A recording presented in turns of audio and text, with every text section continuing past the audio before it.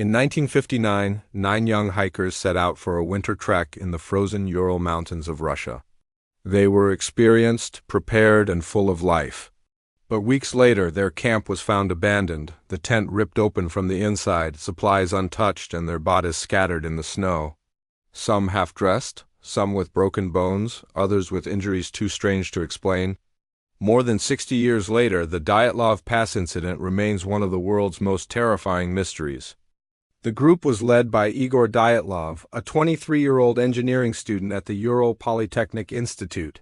He and his 8 companions, all skilled hikers, had planned a 300-kilometer ski trek across the northern Ural Mountains to the nearby town of Vitsai. On January, they set off from the village of Vitsai on skis, sleds, and backpacks.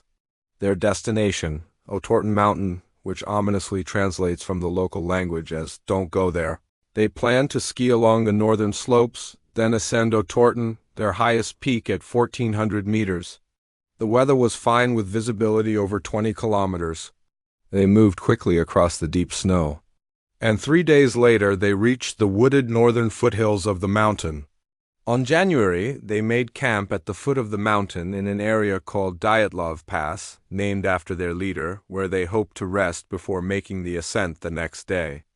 Their journey was far from over, but for now, there was time for jokes, songs, and camaraderie around their small fire. Temperatures plummeted to minus 30 degrees Celsius, but the hikers were well prepared. Joking in their diaries about being too frozen to write and only managing to form letters with their gloved hands, the group laughed about their frozen noses and toes. Life seemed good, but on the night of February 1st, they would be dead. When no telegram arrived telling their friends and family that they'd successfully reached Vitsai, a search began. On February 26th, rescuers found the tent about 30 meters down the slope from its original position. It was collapsed and slashed open from the inside, suggesting whoever had been inside had done so intentionally. A pile of their belongings lay in the snow nearby. Rucksacks, skis, boots, coats, and food remained untouched, suggesting the group had abandoned camp in a hurry. Despite the heavy snowfall, bare footprints led away from the tent through the waist-deep powder up the hill towards a cluster of cedar trees. Beneath the trees, the first bodies were found. Rescuers returned to the tent to find 2 men lying 300 meters away, nearly naked, with branches broken above them, as if they'd tried to flee and sought shelter beneath the branches. An investigation revealed 1 man had a fractured skull, while the other had 2 broken ribs and a gaping head wound. He was also inexplicably missing both eyes. Another body turned up nearby with a broken rib, while a 4th victim was found, lying face down in the snow as if he crawled between the cedar tree and the tent seeking shelter but died before reaching it. Still wearing his ski boots and gloves, his backpack and skis were found on the ground nearby. All 4 were half naked. Some of their clothing was found ripped and abandoned nearby, while other items were found intact. For weeks, the search team scoured the area for the remaining 5 members of the group. But bad weather hampered efforts and they were forced to abandon the search until conditions improved. On March 8th, they returned to the mountain, eventually finding the remaining 4 bodies in a ravine 1,500 meters from the tent.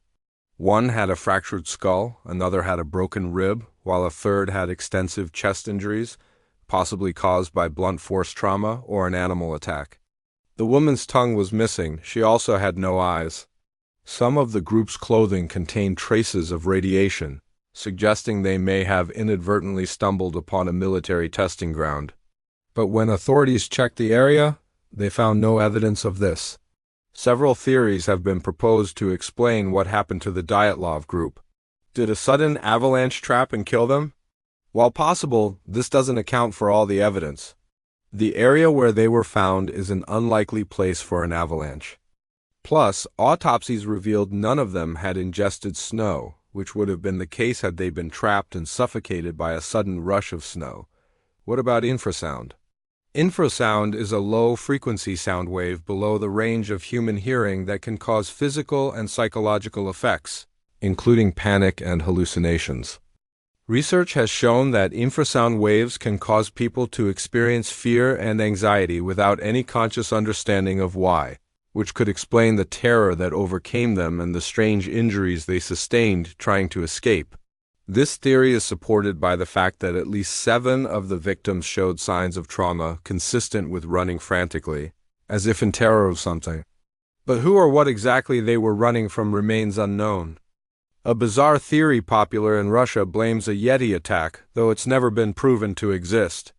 The idea of a Yeti or abominable snowman stems from Himalayan folklore. Described as a large, furry, human-like creature, it's said to inhabit the Himalayan mountains. Local legends date back centuries. But it wasn't until 1960 that a British newspaper published the first alleged photograph of the Yeti. Since then, hundreds of expeditions have searched for the Yeti, but no conclusive proof of its existence has ever been found. However, some believe the Dyatlov group may have encountered one. After all, the Yeti is said to live in remote, hard-to-reach areas of the mountains, like the Ural Mountains where the hikers died. And amusingly, the idea of a Yeti was mentioned in one of the hikers' diaries, albeit as a joke. And what of extraterrestrial visitors? A Russian professor put forward the idea that the group had been abducted by aliens, explaining the mysterious radiation and strange injuries as consistent with alien activity.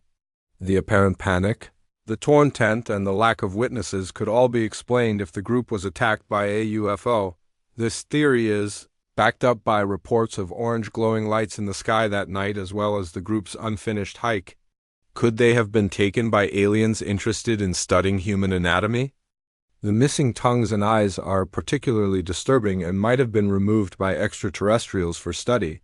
But this theory remains just that, a theory. In 2021, Russia officially declared an avalanche the cause of the incident. Yet many remain unconvinced. With the case file officially closed, we may never know what really happened that night. The torn tent, the missing eyes, the radiation, it all leaves more questions than answers. Even the families of the victims are left wondering what really happened, saying the official inquiry failed to answer fundamental questions. Over 6 decades later, the Dyatlov Pass remains silent. A frozen mystery buried deep in the snow, forever changing the lives of those who knew and loved the group. What happened to them is anyone's guess. An avalanche, experiment, or something beyond our understanding. Tell us what you think happened that night in the comments below. While you wait for our next terrifying tale, check out this episode from our mystery playlist, Unsolved Horror. From terrifying creatures lurking in the shadows to spine-chilling mysteries that defy explanation, these unsolved cases will keep you on the edge of your seat. So, click the link provided to dive into the world of unsolved mysteries, and be sure to subscribe to be the first to know when new videos are released. Thanks for watching.